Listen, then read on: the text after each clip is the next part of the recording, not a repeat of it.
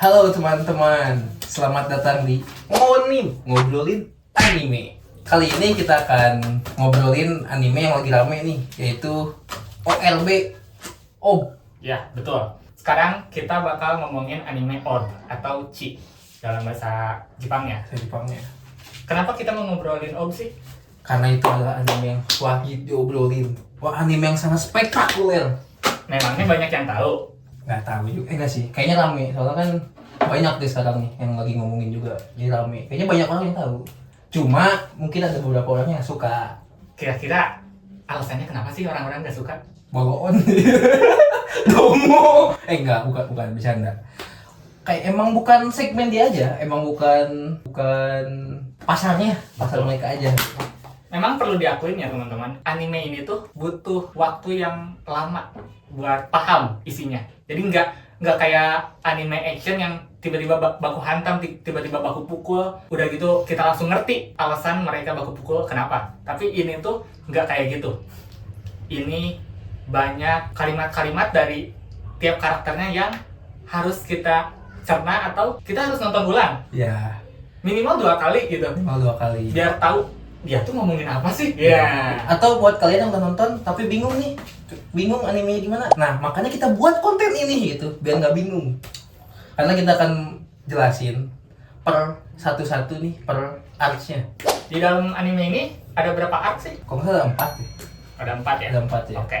Berarti kita bakal ngebahas satu-satu nih. Satu-satu. Nggak langsung 4 dong. Nggak langsung 4, karena jangan. Betul. Arc yang pertama itu ada di episode 1 sampai 3.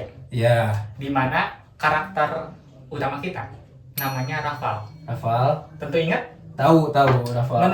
Menurut Anda kayak gimana sih dia? Rafal tuh bocah kecil yang Bocor kematian pintar. kah? Bukan. Pokoknya bocah nih, masih bocah. Umurnya aja masih 12 tahun kan? Iya, betul. Nah, tapi dia otaknya cerdas. Dia tuh selalu ada rasa ingin tahu. Penasarannya tinggi. Jadi ketika dia ada yang ngebesit lah apa gitu, dia langsung cari tahu tuh. Nah, ini tuh kenapa gitu. Kan di ceritanya juga gitu tuh. Jadi ketika si Rafal ketemu siapa tuh yang teman ayahnya itu yang sesat? Albert Oh, yang iya. orang sesat itu. Oh, si Hubert Ya, si Ah, si Hubert. Hubert Iya. ketemu orang sesat kan. Nah, dia langsung yang baru dibebasin itu Yang ya? baru dibebasin Ah, nih. Iya. cuma gua bingung nih. Hmm. Kenapa si Hubert bisa langsung tertarik sama si Rafal? Ketika kan baru kan dia si Rafal ngejemput orang sesatnya di seluruh ayahnya kan. Nah, si Hubert ini langsung kayak tertarik ngajak si Rafal itu. Oh, Oke. Aku bisa jawab yang itu. Karena desas-desus atau kabar burungnya bahwa si Rafal bakal masuk ke universitas itu udah nyampe sampai ke dalam penjara, di mana si Hubert itu di penjara. Nah, dari situ ketika Hubert keluar dari penjara, dia langsung ngomong, saya sudah tahu kau akan masuk universitas. Nah, dari situ si Rafal tuh ngomong, iya, aku akan masuk universitas dan mengambil jurusan teologi.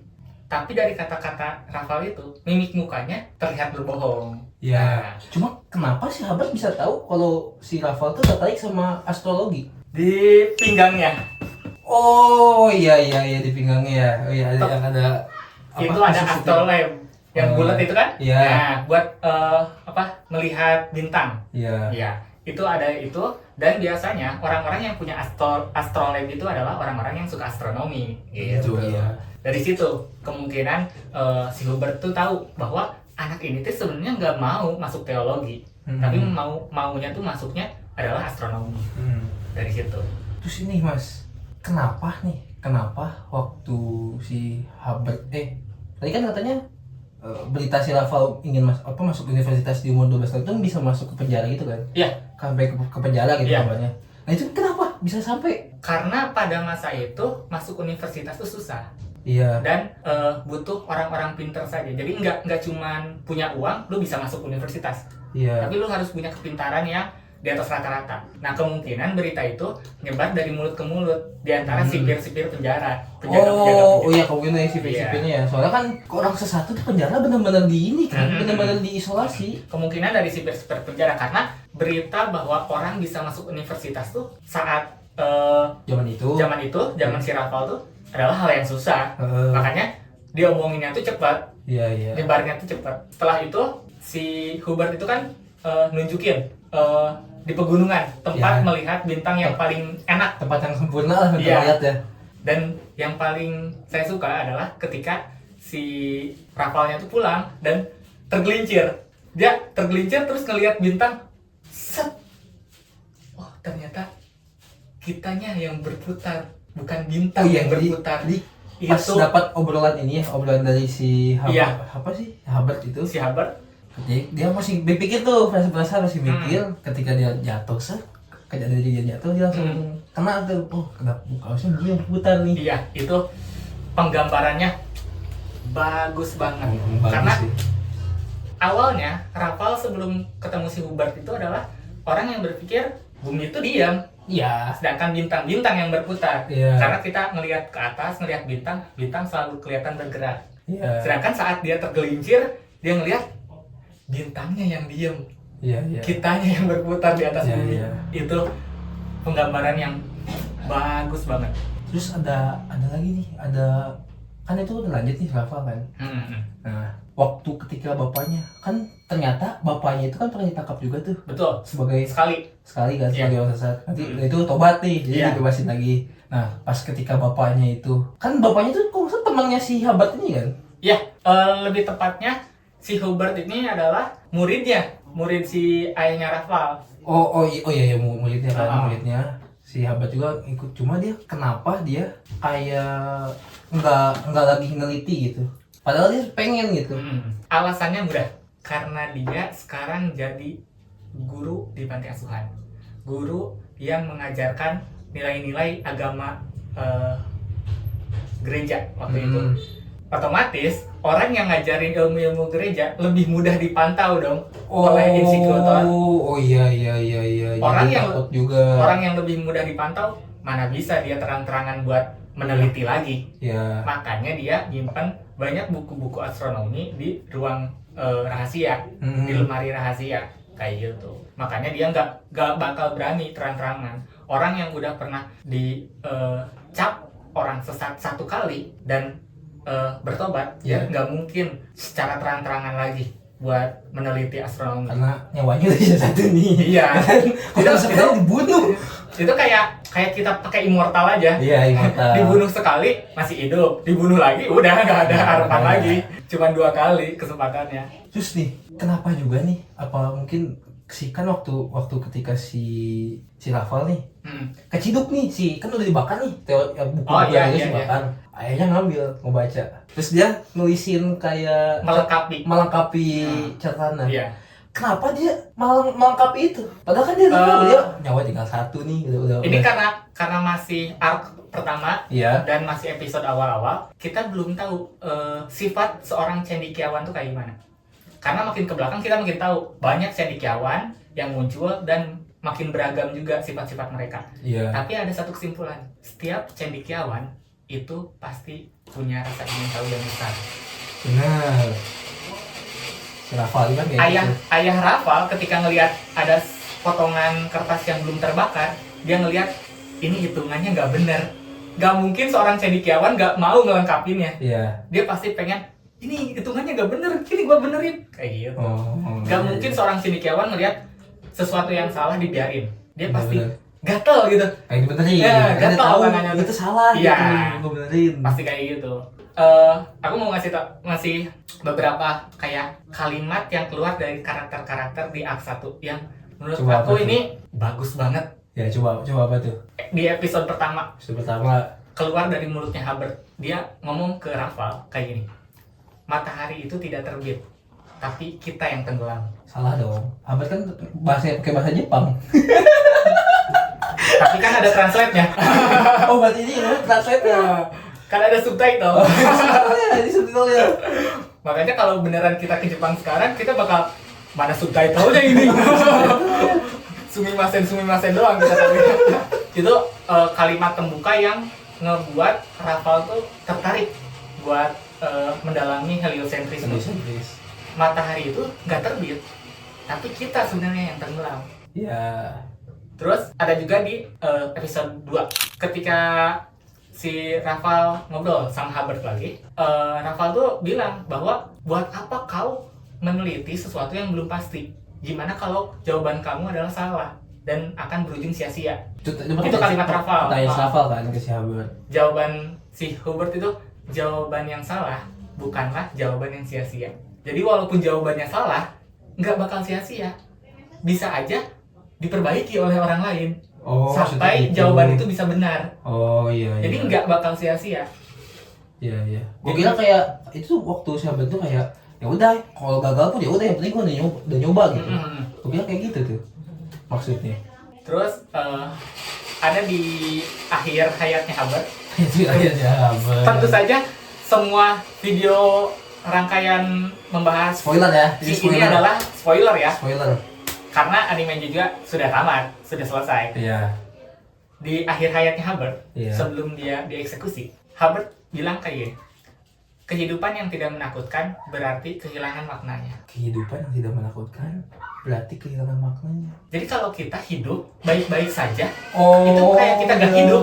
Iya, karena enjoy aja, enjoy the moment. Iya. Kayak pernah gak sih kita ngebayangin ketika hidup lagi enak-enaknya, kira-kira hidup ngapain lagi ya? Kayak kehilangan tujuan hidupnya. Iya. Nah, ketika kehidupan yang monoton itu dikasih rasa takut, kita bakal, wah anjir, Kita bakal berpikir lebih keras lagi. Iya. Gimana cara biar gak takut lagi? Iya, betul. Gimana caranya supaya ketakutan ini hilang? Iya. Oh, ternyata harus bekerja lebih keras lah, harus lebih rajin lah, harus apa? Ini nggak harus sih apa. masuk ini nggak sih keluar dari zona nyaman? Betul, bisa jadi. Cuma kalau kata-kata gitu, gue nggak suka.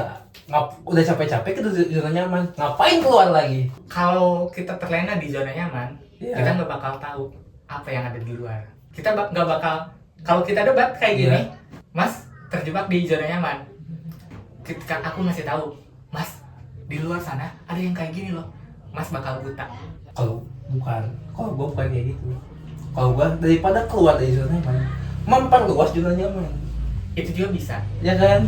Tapi memperluas zona nyaman pasti butuh teman, Iya. butuh banyak orang yang membantu Bener. supaya zona nyamannya lebih lebar. Iya. Tapi kan nggak semua punya akses ke situ. Bener. Daripada susah nyari temen yang satu frekuensi buat ngegedein zona nyamannya, lebih baik kita yang nyoba keluar, nyobain zona nyaman yang baru. Bener. Bu, Terus? nextnya apa nih nextnya? Ini ada beberapa catatannya ya, Mas. Mau ngasih tahu aja. Ada beberapa selain kata-kata yang Iya. bagus, itu ada scene-scene atau potongan adegan yang bagus menurut aku.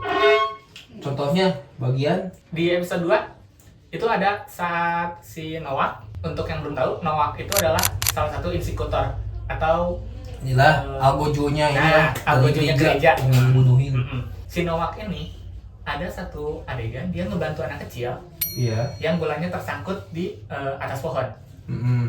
Kalau Mas ngeliatin dengan detail, itu Noah nggak nyampe ke bolanya. Dia udah manjat pohonnya, Iya. mau ngambil bolanya tetap gak nyampe. Dia ngeluarin sesuatu di sakunya, terus diambil pakai itu, bisa keambil bolanya.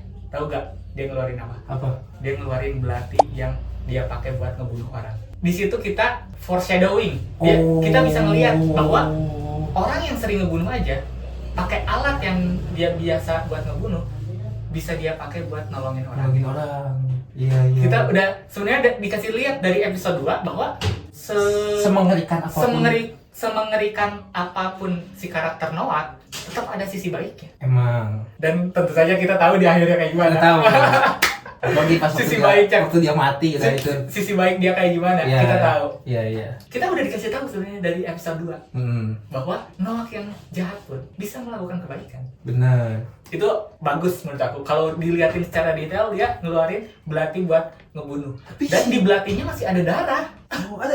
Iya, masih ada darahnya di bagus belatinya. banget sih. Di belatinya masih ada darah yang menandakan kemungkinan belum lama dari sebelum nyelamatin bola, ngambil bola si anak, dia ngebunuh pakai belati itu. Baru ngebunuh tuh ya. Iya. Iya. Itu makanya ini anime top tier, bagus banget. Sedetail itu ya. Bagus banget ini top Jujur tier. gue gak terlalu matiin sih. Gak terlalu matiin sih scene-scene kayak gitu. Terus Mas tahu kan bahwa semua orang yang ada di dalam gereja palanya botak tengah, Itu kenapa sih? botak tengah. Ya itu kenapa? Tapi pinggir-pinggirnya masih ada. Ganggu. Ganggu. Tua bukan. Kalau dari penggambaran emang kayak gitu, cuman kalau dari sejarah aslinya memang seperti itu. Jadi di abad pertengahan tuh emang seperti itu. Setiap orang mirip-mirip kayak biksu di zaman sekarang. Setiap orang yang mau jadi biksu itu harus dibotakin. Harus botakin. Nah, kalau zaman Jujur mending botak gak sih daripada bohong di tengah gitu. kalau zaman itu seperti itu aturannya. Iya, iya. Setiap mau jadi pendeta, pastor atau bahkan insekutor Iya. itu harus dibotakin tengah-tengah. Dibotakin. Tapi Mas tahu nggak kenapa Noah nggak botak tengah-tengah? Sadar nggak hal itu? Bahkan sampai akhir hayatnya dia nggak botak. Karena kan dia bukan bagian dari gereja, dia cuma nolongin dari nolongin buat yang ngebunuh-bunuhin. Pokoknya pekerjaan kasar lah, pekerjaan kotornya gereja. Karena bukan di iya bener gak sih? Betul, tapi lebih jelasnya itu di episode 2 dijelasin. Ketika Noah itu keluar, terus ada penjaga gereja Iya. berdua, kayak ngejaga gerbang gitu, kayak ngobrol. Itu kenapa si Noah nggak ikutan kayak rapat gereja ya? Dia juga kan sebagai insekutor harusnya ikut. Iya. Kenapa? Kamu tahu nggak sebenarnya Noah itu nggak pernah masuk gereja, sedangkan uskup itu manggil dia, nyuruh dia buat jadi insekutor seperti tentara bayaran. Jadi secara tidak langsung dia tuh bukan bagian dari gereja, tapi tentara bayaran yang dibayar oleh uskup. Iya, buat kayak pekerjaan kotornya kan. Iya, tapi kebetulan saja paham dan pemikiran dia, keimanannya sama kayak gereja. Iya. Jadi mau pekerjaan seperti apapun dia ambil kayak gitu karena keimanannya sama. Gimana sama? Itu di episode 2 juga itu si Hubert kan belum mati nih, di akhir episode 2 kalau nggak salah, apa awal episode 3 dia mati tuh. Nah, Mas lihat kan ada kerutan di mulut Hubert. Di sini Pokoknya gue itu pipinya tuh aneh gitu. kayak bekas jahitan gitu. Pipinya Bekas tuh di apa ada disiksa itu loh di kalau saya episode ketiga tuh. Iya. Kayaknya bekas itu kan, bekas mulut disiksa Iya. itu kan. Mungkin kalau orang yang baru nonton atau nggak terlalu merhatiin detail nggak nangkep maksudnya. Iya. Mungkin mereka mikirnya Hubert mah orang tua aja, keriput gitu kan. Iya. Sebenarnya bukan. Itu adalah luka dari penyiksaan dia disebut orang sesat pertama kali. Karena ketika ada orang sesat, terus dia mengaku dia sesat, tapi tetap diampuni karena pertama kali. Tapi walaupun diampuni oleh pihak gereja, pihak insekutor tetap harus nyiksa dia supaya dia benar-benar tobat. Salah satu bentuk penyiksaannya adalah dengan pir penderitaan. Tahu gak yang alat yang dimasukin ke mulut? Iya. Yang diputar terus tiba-tiba Iya, kebuka, pecah si mulutnya, robek. Iya. Itu yang diterima Hubert ketika dia ditetapkan sebagai orang sesat pertama kali. Cuman ya kalau tahu kejadian si Rafa, kan waktu dia kan ketangkap nih sama si Noah. Nah, dia kan pertama kali. Nah, kan tadinya bisa langsung diampuni nih kalau nggak mau ini. Nah, kenapa si Hubert itu nggak waktu pas sebelum disiksa nih dia ampun lagi? Dia tobat sebelum disiksa. Jadi dia disiksa dulu baru tobat. Itu dia udah mengakui dia udah tobat gitu ketika udah disiksa. Kemungkinan karena mungkin ini kayak apa ya, kayak plot hole. Iya. Plot hole yang dibikin autor, ngebikin kita berargumen aja kira-kira kejadian sebenarnya kayak gimana. Tapi menurut aku mah opininya tuh kayak gini, si Hubert itu ketika udah bertobat, udah disiksa, tapi dia masih memegang teguh bahwa dia tuh tetap orang sesat, walaupun dia udah nggak percaya bintang, heliosentrisme, astronomi, dia udah nggak percaya. Iya. Omongannya, pura-puranya dia udah nggak percaya, tapi tetap dia mengakui sebagai orang sesat, makanya dia dipenjara. Kemungkinan seperti itu. Kenapa ngakunya? Kan dia pura-pura doang nih. Kenapa ngakunya udah disiksa dulu nih? Kan ketika dia si Rafa kan kita liatin. Bisa kok langsung tobat, jadi gak harus disiksa dulu. Oh enggak. Bahkan setelah mengakui dia sesat dan bertobat, dia bisa aja disiksa. Oh. Karena di episode awal-awal itu kita diliatin orang yang dicabutin kuku. Itu mereka udah bertobat. Oh iya. Tapi tetap kena siksaan. Iya. Buat menggali informasi tujuannya. Jadi bukan nyiksa buat orang sesat jadi tobat, tapi menyiksa supaya orang sesat yang sudah bertobat ini mengeluarkan informasi-informasi terkait kesesatan dia kayak gitu. Jadi ada kemungkinan kalau misalkan si Rafa tobat, dia langsung disiksa ya? Udah tobat nih terus disiksa dulu? Bisa. Iya. Karena masih banyak informasi yang disimpan Rafal kan. Iya. Kayak apa hubungannya dengan Hubert, apakah ada kelanjutan penelitian dari Hubert dan lain-lain, pasti dikorek. Iya. Kita tahu sendiri Noah kayak gimana. Iya. Gue panik sih. Waktu kan gue panik sendiri waktu tiba-tiba si Noah nanya si Rafal tuh yang ini kamu tahu buku ini gak? Apa sih? Buku ini ya? Buku ini gak? Dia langsung gue kayak panik sendiri gue nontonnya. Kayak digambarin bener-bener situasi panik banget si Rafal Itu tuh. mungkin kita Kan setelah itu kan dia tenang ya, coba tenang. Setelah itu dia langsung yang ini apa? Yang masuk ke rumah tutup pintu langsung. Iya. Ya kan langsung takut tuh dia Iya. langsung udah disu sama si Noah kan. Gitu. Jadi aku juga ngerasa kayak gitu, kayak naik turun. Iya. Emosi kita tuh dibikin naik turun, roller coaster banget. Iya. Tapi di episode selanjutnya itu lebih sih menurut aku. Emosinya tuh lebih.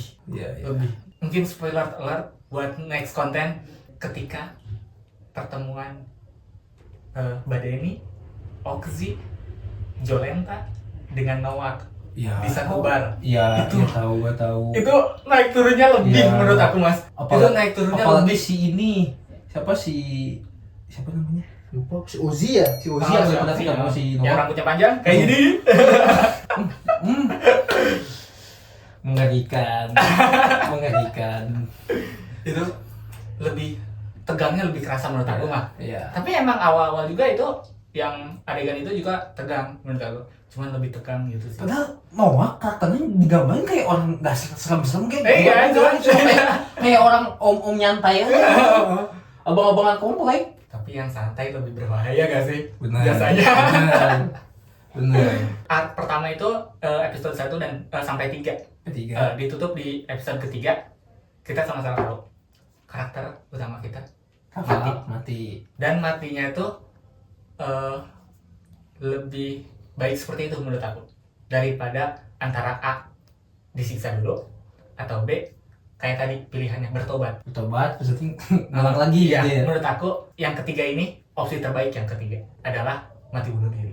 Tapi dia pintar ya. Suicide. Tapi dia pintar loh si Rafael. Bisa dia minum apa sih waktu itu? Di sini Gua nggak dia, lupa tuh. aku juga nggak tahu ya apa spesifiknya ini tuh ada beneran di dunia nyata atau enggak. Tapi disebutin oleh Rafael dia memasukkan sesuatu yang disebut kas-kas ke dalam minumannya. Iya. Kas-kas itu sepertinya berupa bubuk gitu di dalam kantong kecil. Iya. Nah, kantong kecil itu sebenarnya sudah dibawa sama Rafael di episode sebelumnya. Sebelum dia masuk ke persidangan. Jadi dalam tanda kutip ya, Rafael tuh udah tahu di persidangan dia mau kayak ngomong kayak gimana, dia mau kayak gini, terus nanti ketika di penjara sebelum dia dibakar, dia udah tahu bahwa hak spesial seorang orang tersesat yang mau dibakar adalah dapat minuman bir, Wine. minuman anggur. Iya, dia udah tahu hal itu. Jadi dia udah bawa kas-kas itu. Untuk nyiapin lah ya. Dia dari kamarnya dia bawa kantong kecil. Kalau merhatiin lebih detail, ketika di kamarnya dia udah bawa kantong kecil itu. Awalnya aku juga dia bawa apa sih? Aku mikirnya ini kalung yang bulatnya dimasukin ke dalam kantong kecil. Iya. Soalnya bulat juga. Ternyata bukan. Ternyata bukan. Ketika di penjara, ketika mau minum wine, dia ngeluarin kantong kecil itu, tapi sudah kosong. Ternyata, iya, di situ diambil kesimpulan ternyata isinya adalah kas-kas. Racun lah ya. Iya, bisa jadi gitu. Racun lah. Racun itu. Itu muka paniknya Noah juga lucu itu di Dapat situ. banget dapet ya. Muka paniknya karena Dari bakalan kena, dia iya, bakalan kena. iya, karena kalimatnya Rafael tuh ambigu di situ. Rafael tuh ngomong, kamu tahu efek kas-kas gak? Efek kas-kas apa itu? Efek kas-kas itu adalah teknik yang digunakan di zaman Yunani.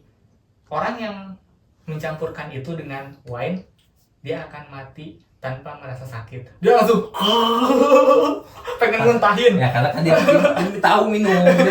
Dia langsung pengen muntahin dia. Gua kira juga itu ternyata buat Iya. buat si ini. Itu ketika ongoing. Buat si Toa. Itu ketika ongoing terus aku nonton, anjir, Rafael ngebunuh orang ini Iya. berarti. Tapi kalimat selanjutnya adalah tenang, bukan di minuman tapi di minumanku. Iya. Itu langsung lebih panik lagi sih. Iya. Panik juga tuh. malah jadi lebih panik daripada Iya. sebelumnya. Apa? Berarti bentar lagi Rafael mati. Terus detail kecilnya ketika dia ngobrol kan, ketika udah sama-sama minum, dia kan ngobrol sedikit sama si Nowaknya, si Rafael tuh. Terus ngeliat gak ketika tangannya gini, Rafael? Berdoa. Bukan. Apa? Ketika Rafael minta buat Nowak keluar, minta dia sendiri dulu, Dia. tangannya getar. Yalah takut, Pak. Bukan, tandanya racunnya sudah bekerja. Oh, gua kira takut. Maksudnya ajal depan mata. Enggak. Karena ketika dia ngobrol, ketika udah minum nih, Iya. ngobrol sama Nowak, tangannya udah gini, tapi nggak getar. Getar. Nggak ada sama sekali takut, bukan. Tapi getarnya ketika si Rafaelnya ngomong, berikan aku waktu untuk sendiri. Langsung tangannya. Wah, itu detailnya bagus banget, Mas. Iya. Itu nandain, racunnya udah jalan nih. Benar. Itu bagus banget.